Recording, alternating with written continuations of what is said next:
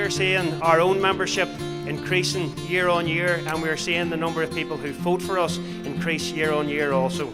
We are growing because we are pro-independence and anti-austerity. They see us as that pro-independence party, and they see us as challenging the British government, including the Irish government, when they do wrong with regards to austerity. The austerity measures that Britain is imposing on the north are criminal. The austerity measures that the Irish government are imposing on Irish people in the south is likewise. Sinn Féin's policy on Catalonia is very clear and very straightforward. We are for a referendum which is binding, and we call on the Spanish state to implement and to legislate for a binding referendum for the Catalonian people. As internationalists, we need to stand together. We need to stand shoulder to shoulder to show the governments in Spain and in Britain that what they are doing and what they are posing here on our countries is wrong, and we need to resist that.